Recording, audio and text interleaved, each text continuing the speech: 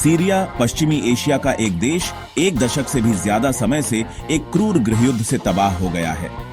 ये कॉन्फ्लिक्ट जो 2011 में शुरू हुआ था, अरब दुनिया में हो रहे विद्रोहों के बीच बशर अल असद की सरकार और कई सारे ऑपोजिशन ग्रुप्स के बीच था। असद परिवार ने 4 दशकों से भी ज्यादा समय तक सत्ता पर अपनी पकड़ बनाए रखी थी और बशर अल असद को 2000 में अपने पिता से राष्ट्रपति पद विरासत में मिला था। सीरिया के लोग आजादी और लोकतंत्र के लिए तरस रहे थे। उन्होंने दमनकारी रेजिम के खिलाफ आवाज उठाई, पॉलिटिकल रिफॉर्म्स और भ्रष्टाचार के खात्मे की मांग की। सीरियाई सरकार ने विरोध प्रदर्शनों का जवाब क्रूर बल प्रयोग से दिया, जिससे देश में हिंसा फैल गई और अराजकता की स्थिति पैदा हो गई। सुरक्षा बलों ने शांतिपूर्ण प्रदर्शनकारियों पर गोलियां चलाईं, जिसमें सैकड़ों लोग मारे गए और घायल हुए। हजारों लोगों को गिरफ्तार किया गया और सरकारी डिटेंशन सेंटर्स में प्रताड़ित किया गया। जैसे जैसे कॉन्फ्लिक्ट बढ़ता गया, सीरिया क्षेत्रीय और अंतर्राष्ट्रीय ताकतों के लिए एक युद्ध का मैदान बन गया। हर कोई अपने स्ट्रैटेजिक इंटरेस्ट को पूरा करने में लगा था। इस कॉन्फ्लिक्ट ने लाखों सीरियाई लोगों की जान ले ली है, जिससे ट्रॉमा और लॉस की एक स्थायी विरासत छूट गई है। सालों तक असद रेजिम अडिग लग रहा था। सत्ता पर उसकी पकड़ अटूट लग रही थी। बढ़ते अंतर्राष्ट्रीय दबाव और आंतरिक असंतोष के बावजूद बशर अल असद सत्ता से चिपके रहे। उन्होंने विद्रोह को कुचलने और अपने परिवार की विरासत को बचाए रखने की ठान ली थी। हालांकि 2024 के अंत में पासा पलटना शुरू हो गया, क्योंकि ऑपोजिशन ग्रुप्स के एक कोalition के नेतृत्व में एक नए सिरे से शुरू हुए विद्रोही हमले ने पूरे देश में जोर पकड़ लिया। 8 दिसंबर 2024 को विद्रोही बलों ने राजधानी दमिश्क पर धावा बोल दिया। प्रमुख सरकारी इमारतों और रणनीतिक स्थानों पर कब्जा कर लिया। असद की सत्ता के केंद्र दमिश्क के पतन ने पूरे देश और दुनिया में हलचल मचा दी।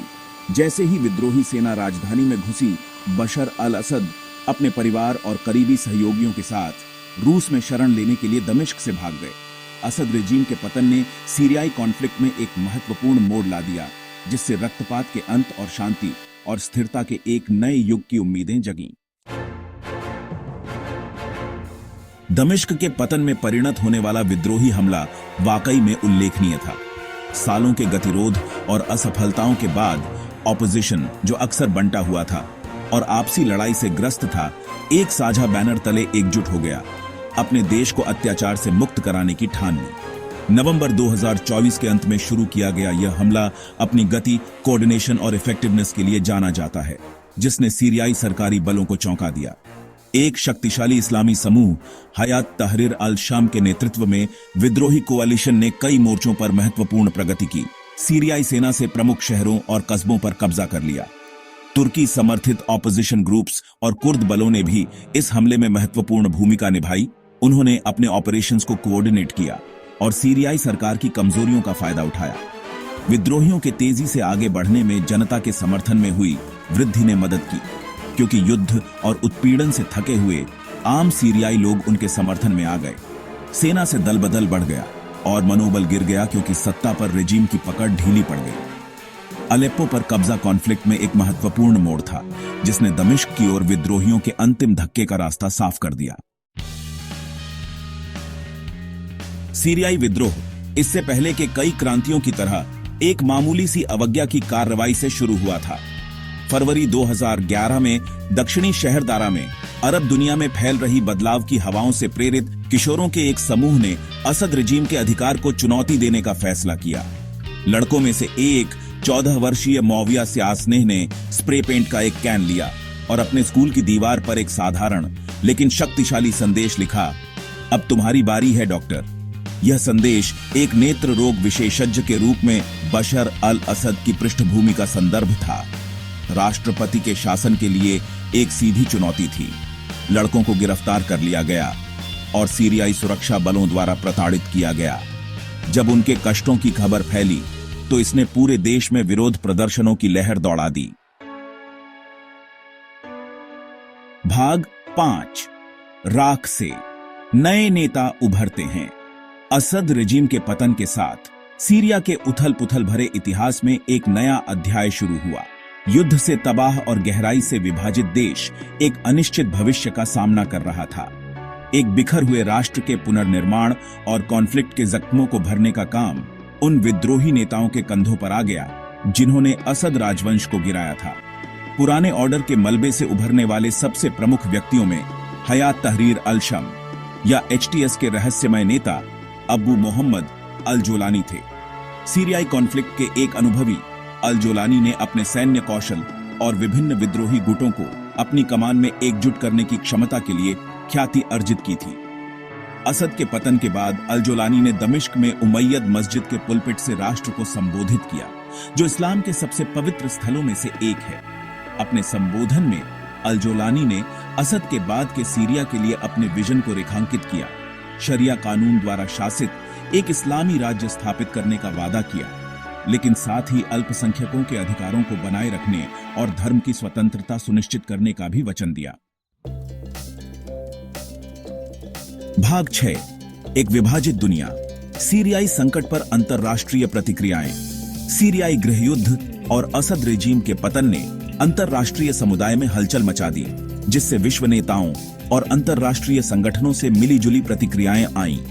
राष्ट्रपति जो बिडेन ने असद के शासन के अंत का स्वागत किया, लेकिन आगे अस्थिरता और एक्सट्रीमिस्ट ग्रुप्स के उदय के बारे में चिंता व्यक्त की। उन्होंने आतंकवाद का मुकाबला करने के लिए प्रतिबद्धता दोहराई और सीरियाई लोगों के लिए एक ऐतिहासिक अवसर के रूप में वर्णित किया, लेकिन आगे आने वाली चुनौतियों के बारे में चेतावनी दी। इजराइल ने भी घटनाओं को मिलीजुली आशंका और अवसर के साथ देखा और अपनी सीमा पर सैनिकों को तैनात किया। अंतरराष्ट्रीय समुदाय असद रेजीम के मानवाधिकारों के हनन की निंदा में एकजुट था। यूरोपीय संघ और सऊदी अरब ने सीरिया के पुनर्निर्माण में मदद का वादा किया। भाग 7, आगे का लंबा रास्ता। एक बिखर हुए राष्ट्र का पुनर्निर्माण। असद रेजिम के पतन ने सीरिया में एक युग का अंत किया, लेकिन इसने गहरी अनिश्चितता और कठिन चुनौतियों के दौर की भी शुरुआत की। एक दशक से भी ज्यादा समय से युद्ध से तबाह देश अपने बिखर गए इंफ्रास्ट्रक्चर के पुनर्निर्माण, अपने समाज के भीतर गहरे विभाजनों को भरने और एक नए राजनीतिक ऑर्डर की स्थापना के भारी काम का सामना कर रहा था। नई सरकार के सामने सबसे जरूरी चुनौतियों में से एक लाखों सीरियाई शरणार्थियों और आंतरिक रूप से विस्थापित लोगों की वापसी थी, जिन्हें कॉन्फ्लिक्ट के कारण अपने घरों से भागने के लिए मजबूर होना पड़ा था। संयुक्त राष्ट्र शरणार्थी उच्चायुक्त ने अनुमान लगाया कि सीरिया के भीतर और उसकी सीमाओं के पार 13 मिलियन से ज्यादा सीरियाई लोग विस्थापित हुए थे, जो हाल के इतिहास में सबसे बड़े विस्थापन संकटों में से एक है। सालों की हिंसा और उत्पीड़न से पीड़ित सीरियाई लोगों को एक साथ मिलकर अपने जीवन का पुनर्निर्माण करने का रास्ता खोजना होगा। भाग 8, अनलिखित अध्याय। सीरिया का अनिश्चित भविष्य। जैसे ही सीरिया ने रिकवरी और पुनर्निर्माण की लंबी और कठिन यात्रा शुरू की, उसका भविष्य अनिश्चितता के साए में रहा। देश को कई आंतरिक और बाहरी चुनौतियों का सामना करना पड़ा, जिससे शांति और स्थिरता की दिशा में उसकी नाजुक प्रगति को पटरी से उतारने का खतरा पैदा हो गया। कॉन्फ्लिक्ट द्वारा बढ़ाए गए और गहरे ऐतिहासिक शिकायतों से प्रेरित सांप्रदायिक हिंसा का साया देश को सताता रहा। विदेशी ताकतों की मौजूदगी, जिनके अपने स्ट्रैटेजिक इंटरेस्ट्स और एजेंडे थे, ने स्थिति में जटिलता की एक और परत जोड़ दी। युद्ध से थके हुए और एक उज्जवल भविष्य की कामना करने वाले सीरियाई लोगों को कॉन्फ्लिक्ट की राख से अपने जीवन और अपने देश के पुनर्निर्माण के कठिन काम का सामना करना पड़ा। आगे का रास्ता चुनौतियों से भरा था, लेकिन सीरियाई लोगों के रेजिलियंस और दृढ़ संकल्प ने अनिश्चितता के बीच उम्मीद की एक किरण पेश की। भाग 9, कार्रवाई का आह्वान। सीरिया के साथ खड़ा होना। सीरियाई गृहयुद्ध, एक भयानक त्रासदी, ने देश और उसके लोगों पर एक अमिट छाप छोड़ी है। जैसे ही सीरिया रिकवरी और पुनर्निर्माण की लंबी और कठिन यात्रा शुरू करता है, यह जरूरी है कि अंतर्राष्ट्रीय समुदाय सीरियाई लोगों के साथ एकजुटता से खड़ा हो, उन्हें अपने जीवन और अपने राष्ट्र के पुनर्निर्माण के लिए जरूरी समर्थन और सहायता प्रदान करे। हमें सीरिया को एक भुला दिया गया संकट नहीं बनने देना चाहिए। हमें सीरियाई लोगों की दुर्दशा के बारे में जागरूकता बढ़ाते रहना चाहिए, उनके अधिकारों की वकालत करनी चाहिए और उस हिंसा को समाप्त करने का आह्वान करना चाहिए जिसने उनके देश को बहुत लंबे समय तक सताया है। अपने रेजिलियंस और अपने अटूट साहस के लिए जाने जाने वाले सीरियाई लोगों ने बार बार विपरीत परिस्थितियों पर काबू पाने का अपना दृढ़ संकल्प दिखाया है। दुनिया के नागरिकों के रूप में यह हमारा फर्ज है कि हम उनकी जरूरत की घड़ी में उनके साथ खड़े हों, उनके बिखर हुए जीवन के पुनर्निर्माण और अपने और आने वाली पीढ़ियों के लिए एक उज्जवल भविष्य बनाने के उनके प्रयासों का समर्थन करें।